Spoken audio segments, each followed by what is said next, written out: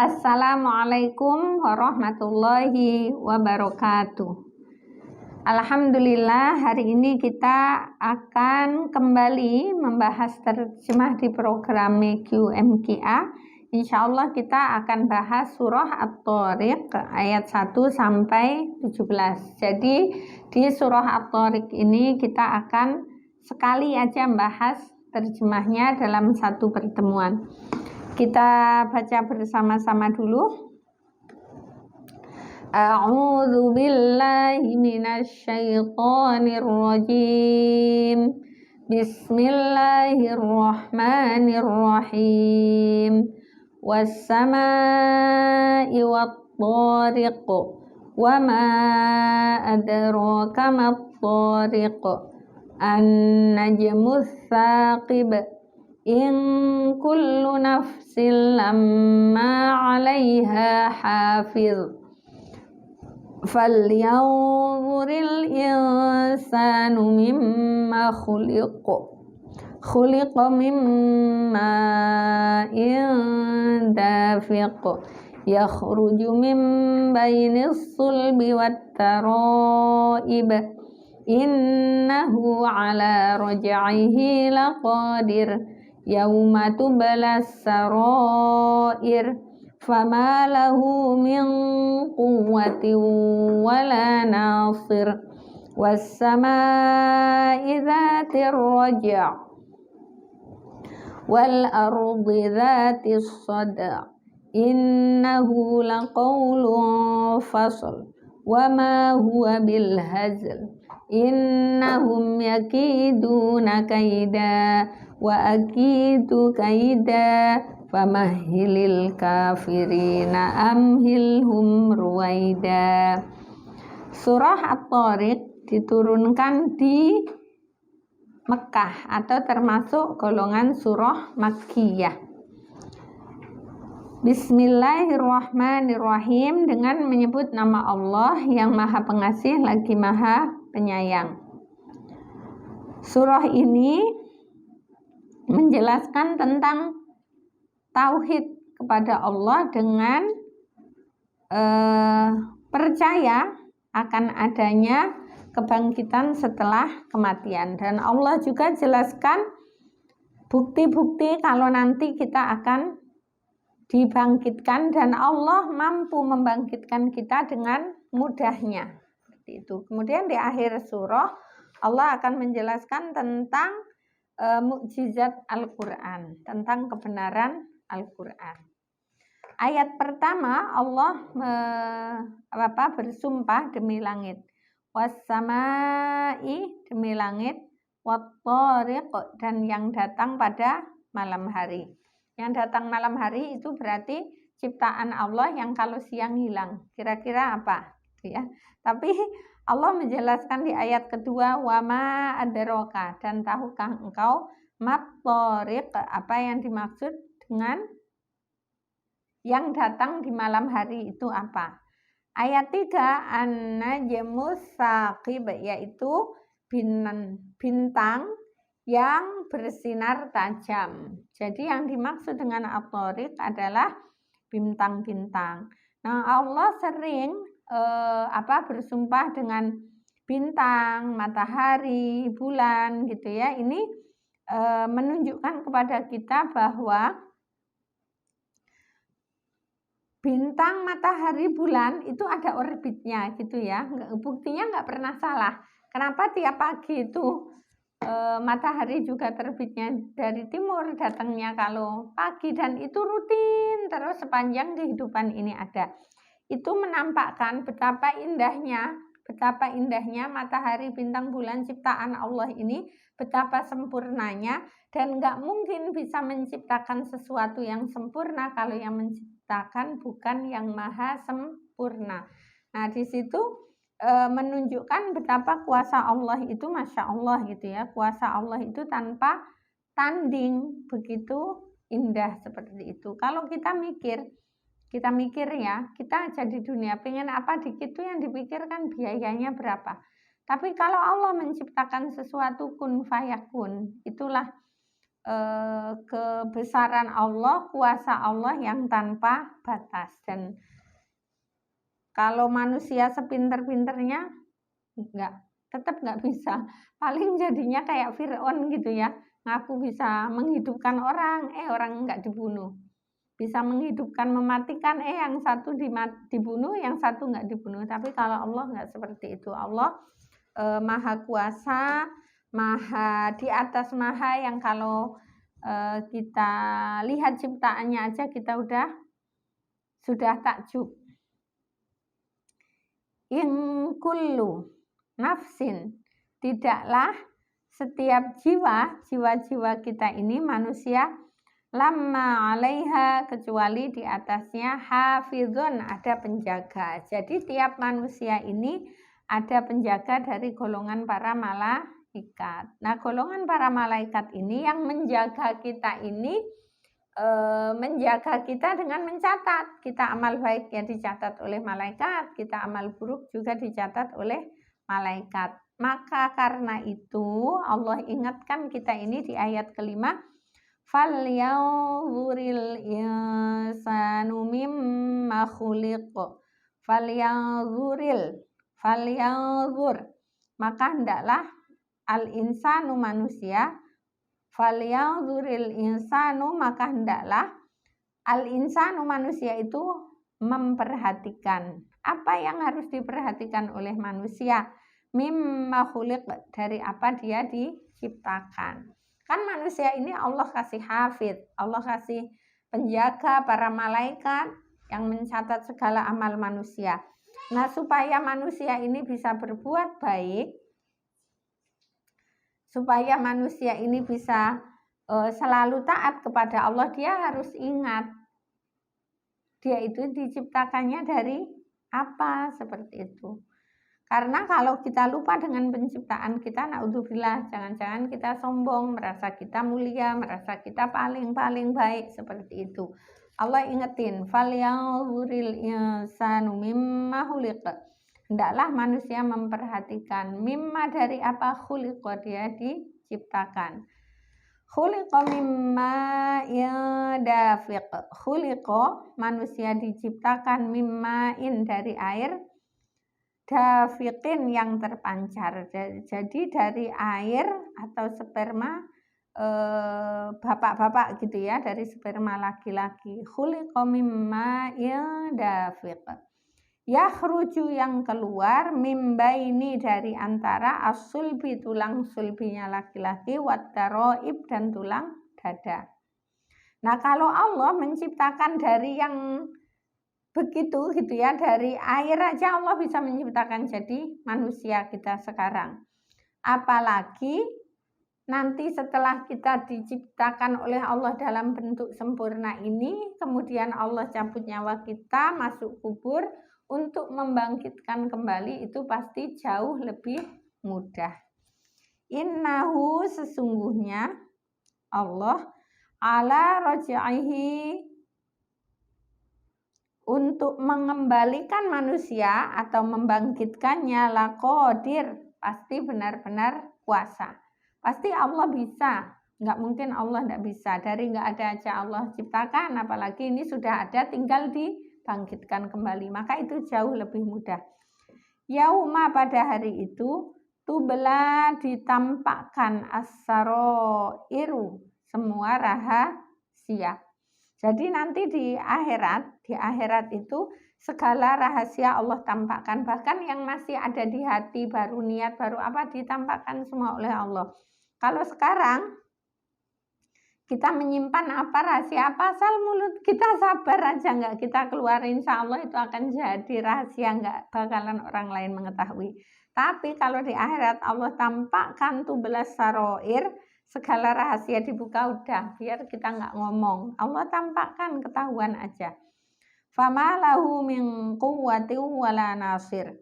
Fama lahu, maka tidak ada baginya di akhirat nanti, min quwwatin, dari kekuatan, wala nasirin, dan tidak juga penolong. Jadi ketika yaumatu belas saroir, fama lahu min quwwatin wala nasir, nggak ada yang nolong. Apa yang baik ya sudah berarti itu kebaikan, apa yang buruk ya sudah itu keburukan. Kalau sekarang kita melakukan kebaikan atau keburukan itu masih bisa ditipu-tipu gitu ya.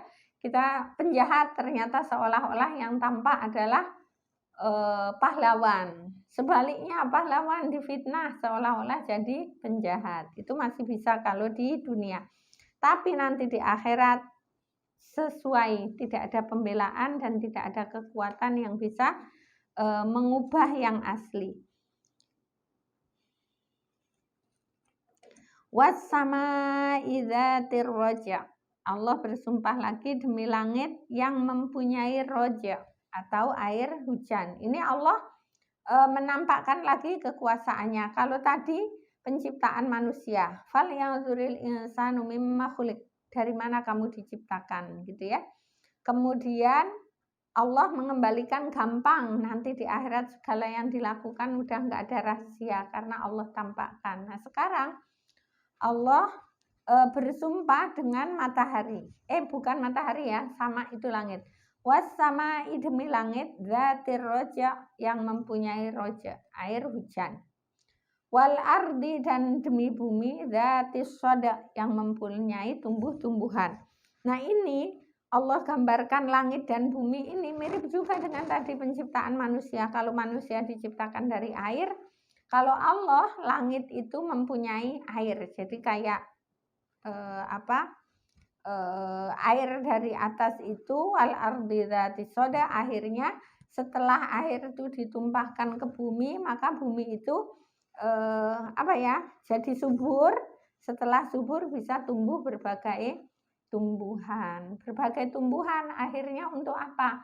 Tumbuhan yang dihasilkan dari bumi itu membuat kehidupan manusia hewan jadi langgeng. Itu Rahman Rahimnya Allah. Langit dikasih potensi dikasih hujan, dan hujannya juga nggak pelit, diturunkan oleh langit kepada bumi, dan bumi juga menerima air itu. Kemudian setelah diterima, bumi tumbuhkan segala tumbuhan, dan yang kita makan ini semuanya dari bumi ya. Jadi manusia hidup juga karena bumi mengeluarkan tumbuh-tumbuhannya. Hewan-hewan ternak bisa hidup karena bisa makan makan tumbuhan yang ditumbuhkan oleh bumi. Kemudian ayat 13 ini menjelaskan tentang Al-Quran. Innahu, sesungguhnya Al-Quran itu laqaulun, benar-benar firman Allah, faslun, pemutus. Maksudnya Al-Quran itu benar-benar firman Allah yang bisa menjadi pemisah antara yang hak dan yang batil. Jadi Al-Quran itu yang menunjukkan ke kita mana yang hak, mana yang batil, sehingga ketika kita ini bisa mengikuti aturan yang Allah kirim melalui Al-Quran, maka insya Allah kita bisa tahu mana hak, mana batil, mana yang harus kita lakukan, mana yang harus kita buang jauh-jauh. Itu dengan Al-Quran. Jadi innahu laqaulun fasl, pemisah atau pemutus antara yang hak dan yang batil. Wama huwa bil hazl, wama dan bukan huwa, iya Al-Quran itu bil hazl, permainan atau sia-sia atau candaan. Jadi Al-Quran itu bukan candaan. Innahum, sesungguhnya orang-orang kafir itu, sesungguhnya mereka, innahum, sesungguhnya mereka, yakiduna, mereka merencanakan,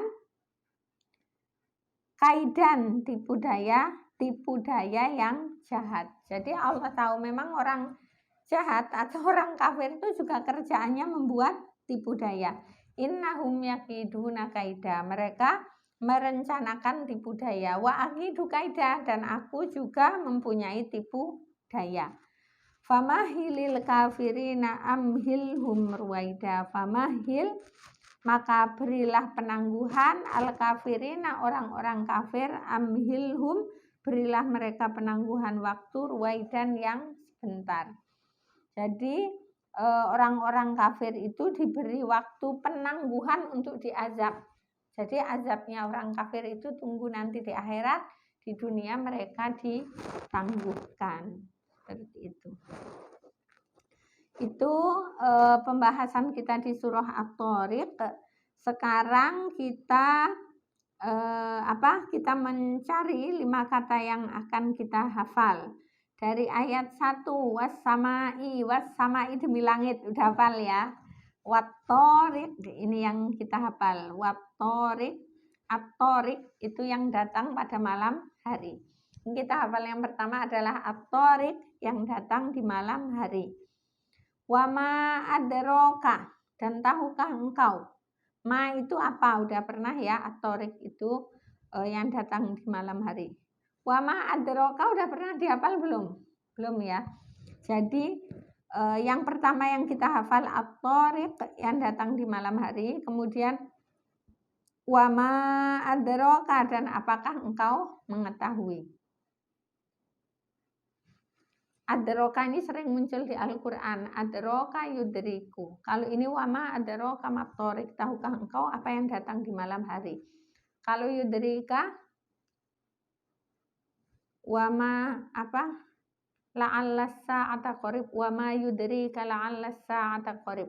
Adraka yudriku, tidak mengetahui. Dan wama adraka, dan apakah kamu mengetahui? Wama yudrika mas-sa'ah, misalnya seperti itu ya. Ma itu kadang bermakna apa, kadang bermakna tidak.